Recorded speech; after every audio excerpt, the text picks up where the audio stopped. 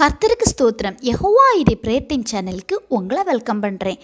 பிரியமானவர்களே, இப்பொழுது நம்ம பார்க்கவிருக்கிற வேத பகுதி 1 நாளாகமம் 21:7.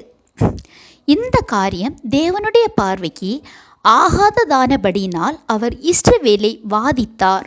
இந்த வசனம் எப்போது சொல்லப்பட்டது என்று பார்க்கும்போது, தாவீது இஸ்ரவேல் ஜனங்களின் லெக்கத்தை கணக்கிட கூறிய போது அது ஆண்டவரின் பார்வைக்கு பிரியமில்லாத காரணத்தினால் ஆண்டவர் இஸ்ரவேலை வாதித்தார் என்பதாகும்.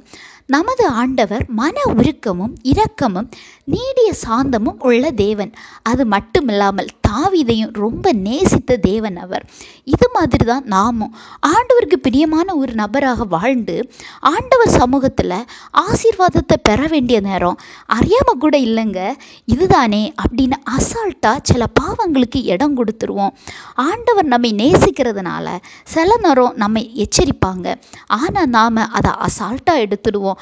இங்கே தாவீதையும் யோவாப் என்பவர் இது தவறு என்று சொல்லியும் ராஜாவாகிய தாவீது அவர் கூறியதற்கு முக்கியத்துவம் அளிக்கவில்லை.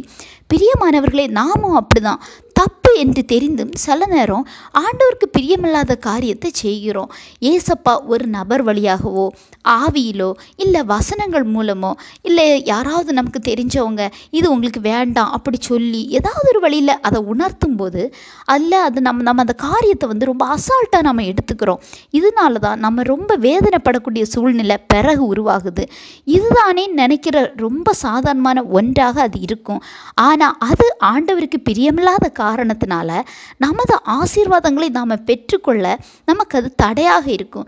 இன்னொரு பக்கம் நம்மளை மன வேதனைகளுக்குள்ள அது தள்ளி விட்டுரும் அந்த பாவம். இந்த பகுதியில் இன்னும் வாசிச்சிங்கன்னா ஆண்டவர் அவர்களை தண்டித்து பின்பு மன்னிப்பதை பார்க்கிறோம்.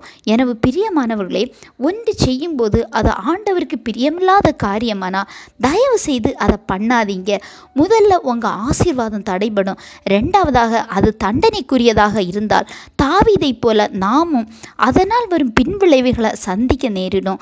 எனவே எல்லா காரியங்களையும் ஆண்டவர் விருப்பத்துக்கு விட்டு கொடுங்க. ஒரு சின்ன விஷயமானாலும் சரி அது ஏசப்பாக்கு பிரியமில்லைன்னு தெரிஞ்சா தயவு செய்து அதை செய்யாதீங்க. இந்த விஷயங்களை நீங்கள் பின்பற்றும் போது ஏசப்பா உங்களை ஆசீர்வதிப்பாங்க.